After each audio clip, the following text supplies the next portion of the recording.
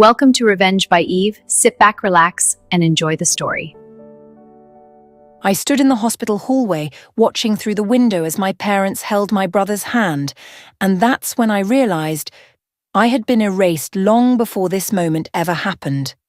Before this story goes any further, tell me, would you have stayed silent or done what I did? And as you listen, comment where you're listening from.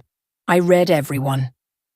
I grew up believing that love was supposed to be equal, that parents didn't have favorites, that when you were born into a family, you were given a place that couldn't be taken away. I was wrong. My name is Eve, and for 23 years, I tried to earn something I thought I already had. My parents' love, their attention, their pride. I spent my childhood reaching for approval that was always just out of reach, while my younger brother Damien seemed to collect it without trying. We lived in a modest 2-story house in the suburbs. My father worked in insurance. My mother was a school administrator. On paper, we looked like every other middle-class family on our street. We had family dinners. We went to church on Sundays. We smiled in our holiday photos. But photos don't show the things that happen in between the smiles. I was the oldest by 3 years. I was also the daughter. And in my family, those two facts shaped everything about how I was treated, though I didn't have the language to describe it when I was younger. I just knew that when Damien broke something, it was an accident. When I broke something, it was carelessness. When he got a B, it was because the teacher didn't explain it well. When I got a B, it was because I didn't study hard enough. I learned early that effort was my currency. So I gave them everything. I was the perfect student. Honor roll every semester, treasurer of student council, volunteer at the food bank every Saturday. I kept my room clean. I never missed curfew. I babysat Damien without being asked and helped my mother fold laundry while she talked about her day. Damien, on the other hand, coasted. He was charming in the way that youngest children often are, quick with a joke, slow with responsibility. He forgot to do his chores. He stayed out past curfew. He barely passed his classes. And somehow it was always forgiven. Boys will be boys. He's going through a phase. He'll figure it out. I told myself it didn't matter, that I wasn't doing these things for recognition, that being good was its own reward, but deep down, I was waiting. Waiting for the moment when my parents would look at me the way they looked at him, waiting for the moment when they would see all the effort and say, "We're so proud of you." That moment never came. Instead, what came were small, quiet dismissals. When I got accepted into college with a partial scholarship, my mother said, "That's nice, sweetie," and went back to helping Damien with his math homework. When I made the dean's list my sophomore year, my father said, "Good job," without looking up from his phone. When I called home excited about landing my first internship, my mother cut me off mid-sentence to tell me that Damien had joined the basketball team and I should come to his game that weekend. I went to the game. I always went. Because that's what I did. I showed up. I supported. I stayed. Even when no one showed up for me. The first time I really noticed the imbalance, I was 19. I had been working 2 part-time jobs while taking a full course load to help cover what my scholarship didn't. I came home for Thanksgiving break exhausted, my savings account nearly empty after paying for textbooks and rent. I was looking forward to a few days of rest, of being taken care of the way I had been taking care of myself for months. The house smelled like cinnamon and roasted turkey when I walked in. My mother hugged me quickly and asked how the drive was, but before I could answer, Damien came bounding down the stairs. "Mom, Dad, check it out." He held up his phone, grinning. "I got invited to Jake's cabin for winter break. His family's going skiing. Can I go?" My mother's face lit up. "That sounds amazing. Of course you can go." My father pulled out his wallet. "How much do you need?" I stood there with my duffel bag still in my hand, watching as they handed him $300 without hesitation. $300 for a vacation. I had asked for $100 2 months earlier to cover an unexpected car repair. And my father had sighed and said, "Eve, you need to learn to budget better." I didn't say anything. I just carried my bag upstairs and unpacked in silence. That night at dinner, my parents asked Damien about school, about his friends, about his plans for the cabin trip. No one asked me how my classes were going. No one asked about my internship applications or whether I needed anything. When I finally spoke up and mentioned that I had been struggling to balance work and school, my mother reached over and patted my hand. "You've always been so independent, Eve. You'll figure it out." It was a compliment wrapped in dismissal. A way of saying, "You don't need us." But I did. I just learned not to ask. The warning signs were everywhere after that, once I started paying attention. Damien failed 2 classes his senior year of high school. My parents hired a tutor and spent hundreds of dollars on test prep to make sure he could still graduate on time. When I had struggled with organic chemistry and asked if I could get a tutor, my father said, "You're smart. You can teach yourself." Damien wrecked his car driving drunk. My parents paid for the repairs, the lawyer, and the court fees, and told him it was a learning experience. When I got a speeding ticket going 5 miles over the limit, my father made me pay the fine myself and lectured me for 20 minutes about responsibility. Damien dropped out of community college after 1 semester because he didn't know what he wanted to do. My parents said it was fine, that he could take time to figure things out. When I mentioned feeling burned out and wanting to take a gap semester, my mother said, "Eve, you can't just quit when things get hard." I wasn't quitting. I was drowning. But no one seemed to notice. Or maybe they did, and they just didn't care. The escalation didn't happen all at once. It was a slow accumulation of moments that added up to something unbearable. I graduated college with honors and got a job at a non-profit. It didn't pay much, but I loved the work. I was finally doing something that mattered, something that felt like mine. I called my parents to tell them, and my mother said, "That's great, honey. Listen, can I call you back? Damien's car broke down and I need to figure out how to get him to work." She didn't call back. When I got promoted 6 months later, I decided not to tell them. I didn't want to hear the half-hearted congratulations or the quick pivot to whatever Damien needed. I celebrated alone, with takeout and a bottle of wine, and told myself it was enough. But it wasn't. I started dreading phone calls home. Every conversation felt like a reminder that I was an afterthought. My mother would call to ask for advice about Damien, how to motivate him, how to help him find direction. But she never asked how I was doing. My father would text me on my birthday 2 days late with a generic happy birthday and no follow-up. I stopped going home for holidays. I made excuses. Work was busy, I couldn't get time off. I had plans with friends.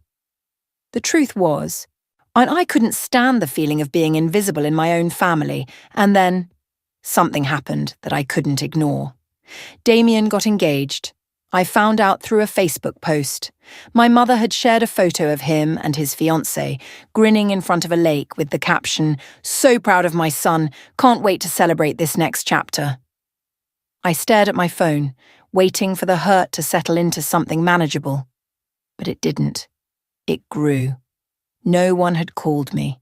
No one had told me. I had learned about my own brother's engagement the same way a distant acquaintance would. I called my mother that night.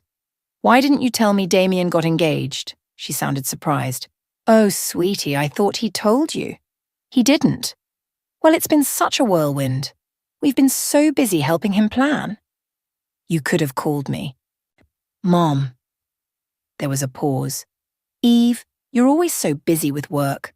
I didn't want to bother you." That phrase, that excuse, it had been used so many times to justify my exclusion that it had started to feel like a script. "I'm never too busy for family," I said quietly. "I know, honey. I'll make sure you're included in the wedding planning." But I wasn't. Not really. Over the next few months, I watched from the outside as my parents poured money, time, and energy into Damien's wedding. They paid for the venue, they covered the catering, they bought his fiancée's dress. My mother called me once to ask if I could help assemble wedding favours, and I said yes, even though it felt like being handed the scraps. I showed up to their house on a Saturday and spent 5 hours gluing ribbons onto tiny boxes while my mother talked about how beautiful the wedding was going to be. She didn't ask if I was bringing a date. She didn't ask if I needed help with travel arrangements. She didn't ask anything about me at all. When I finally left that night, my hands covered in glue and my heart heavy with resentment, I sat in my car and cried. I was so tired of trying, so tired of showing up, so tired of being the daughter who was only remembered when they needed something.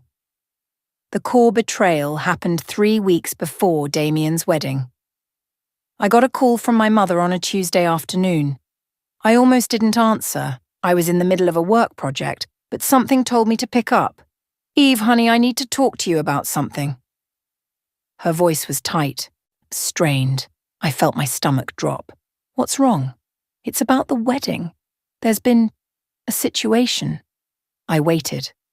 Damien and Sarah want to keep the guest list small, more intimate, you know.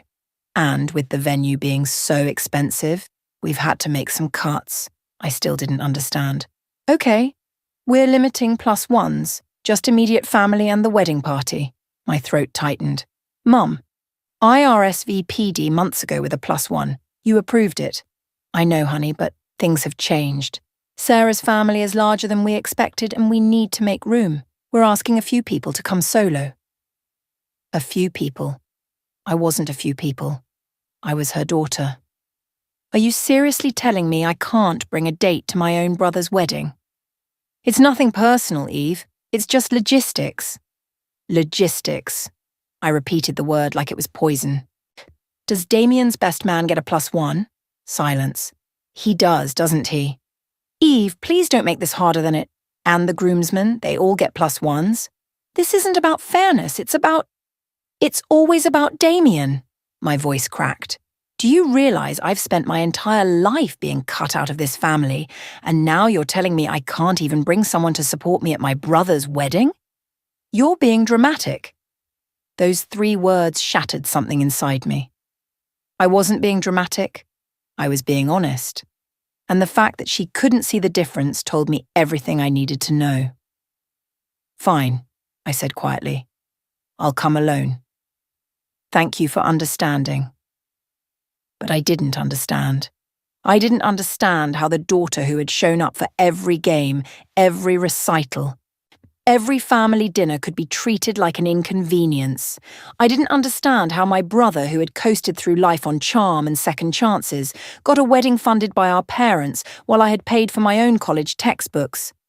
I didn't understand, and I was done trying to. I hung up the phone and sat in silence, my hands shaking. And then I made a decision. The breakdown came quietly. I didn't scream. I didn't throw things. I just stopped. I stopped answering calls. I stopped checking the family group chat. I stopped pretending that everything was fine. For the first time in my life, I let myself feel the full weight of what had been done to me. The years of being overlooked, the moments of being dismissed, the constant, exhausting effort of trying to earn love that should have been freely given. I replayed every memory, every conversation, every time I had swallowed my hurt and told myself it didn't matter. But it did matter. It mattered so much that it had shaped the entire architecture of my self-worth. I had spent my whole life believing that if I was just good enough, smart enough, helpful enough, they would finally see me. But the truth was, they didn't want to see me. They wanted me to stay small and quiet and self-sufficient so they could focus on Damien. I cried for 3 days. And then, on the 4th day, I stopped crying. I stood in front of my bathroom mirror, looking at my reflection, and I said out loud, "I'm done." I was done waiting for them to change, done waiting for an apology that would never come, done shrinking myself to make room for someone who had never made room for me. That was the moment I stopped waiting for them to change. And I started planning. I didn't want revenge in the traditional sense. I didn't want to hurt them. I didn't want to humiliate them. I just wanted them to feel what I had felt, to understand what it was like to be excluded, to be dismissed, to be treated like you didn't matter. And I wanted them to see clearly and undeniably what they had done. The plan came together slowly, carefully. I wasn't impulsive. I didn't act out of anger. I acted out of clarity. First, I RSVP'd to the wedding.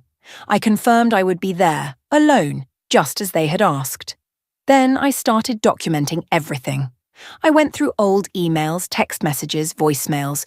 I compiled every instance where I had been overlooked, dismissed, or excluded. Every time I had asked for help and been told to figure it out myself. Every time Damien had been given something I had been denied. It was worse than I remembered. Seeing it all in one place, laid out in black and white, made it undeniable. I also started reaching out to extended family, aunts, uncles, cousins, and I asked them, casually, what they knew about the wedding. Most of them had no idea I had been asked to come without a date. They assumed I would be treated like any other immediate family member. I didn't correct them, I just listened. And I waited. The week before the wedding, I received an email from my mother with the final schedule. Rehearsal dinner on Friday, ceremony on Saturday afternoon, reception immediately following. I noticed something interesting. I wasn't included in the rehearsal dinner. I called my mother. Hey, I just got the schedule. I think there's a mistake. I'm not listed for the rehearsal dinner. Oh, that's just for the wedding party and immediate family. I am immediate family. Well, yes, but it's a small dinner, and we didn't want to overwhelm the venue. How many people are going? She hesitated. About 30. 30 people, including Damien's friends, including extended family on Sarah's side, but not me. Okay, I said calmly. I understand. I didn't understand, but I didn't need to argue. I just needed to know. That night, I finalized my plan. The wedding was beautiful. I'll give them that. The venue was stunning, a garden estate with string lights and white roses everywhere. The weather was perfect. Damien looked happy. Sarah looked radiant. And I sat in the back row, alone, watching my family celebrate without me. No one saved me a seat up front. And no one asked if I needed anything. No one introduced me to Sarah's family. I was just another guest, anonymous and insignificant. During the reception, I watched my parents dance with Damien and Sarah. I watched them give speeches about how proud they were, how much they loved their son, how lucky they were to have such a wonderful new daughter-in-law. My mother didn't mention me once. I waited until the speeches were over, until the cake had been cut and the first dance had ended, until everyone was relaxed and happy and distracted. And then I stood up and walked to the microphone. The DJ looked confused, but I smiled and said, I'd like to say a few words about my brother. He handed me the microphone. The room quieted. Damien looked surprised. My parents looked nervous. I took a breath. Hi, everyone. For those of you who don't know me, I'm Eve, Damien's older sister. I paused, letting that word, sister, hang in the air. I've been thinking a lot about what to say tonight, about what it means to be family, about love and effort and the things we do for the people we care about. I looked directly at my parents. I've spent most of my life showing up for this family. I've been the dependable one, the responsible one, the one who didn't need help because I was always too busy helping everyone else. My mother's face had gone pale. And I want to say in front of all of you how much that's meant to me. I let the silence stretch. It's meant learning that love isn't equal. It's meant understanding that some people get endless chances and others get none. It's meant realizing that no matter how hard you try, some people will never see you. Damien stood up. Eve, what are you? I'm being honest, Damien, for the first time in a long time. I looked around the room. Everyone was staring at me. I came here tonight without a date because my parents decided that venue logistics were more important than my comfort. I wasn't invited to the rehearsal dinner because apparently 30 people is too many, but I'm not part of the immediate family. I found out about this wedding on Facebook. My father stood now too. Eve, this isn't the time. Then when is the time, Dad? When would be a good time to talk about the fact that you've spent my entire life treating me like I don't matter? My voice didn't shake. I wasn't yelling. I was just speaking the truth clearly and calmly, and that made it worse. I'm not here to ruin your wedding, Damien. I'm here to tell you that I won't be at the next one. Or the birthdays, or the holidays, or any of the family events where I'm expected to show up and smile and pretend that this is normal. I set the microphone down on the table. I hope you have a beautiful marriage. I really do, but I'm done being invisible. And then I walked out. The fallout was immediate. My phone exploded with messages, angry texts from my father, frantic calls from my mother, a long rambling voicemail from Damien calling me selfish and cruel. But there were other messages too. From my aunt who said, "I had no idea. I'm so sorry." From my cousin who said, "You were so brave." From family friends who had watched me grow up and had seen, even if they hadn't said anything, the way I was treated. The truth was out. Not just for me, but for everyone. My parents tried to do damage control. They told people I was exaggerating, that I was going through something, that I had misunderstood. But the people who mattered didn't believe them. Because once you see something clearly, you can't unsee it. Damien stopped speaking to me. My parents sent a few emails trying to talk things through, but they were full of justifications and deflections. No apologies. No acknowledgement of what they had done. I didn't respond.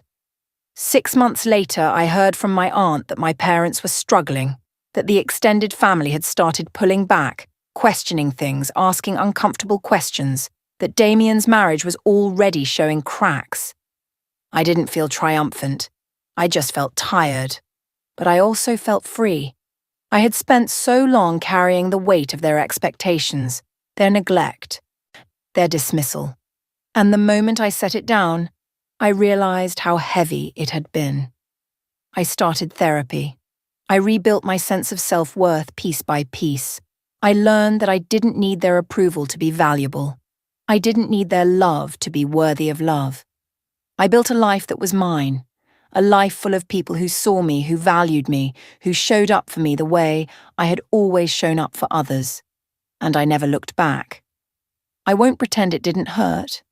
It did. It still does sometimes. But the hurt is different now. It's not the sharp, constant ache of being erased.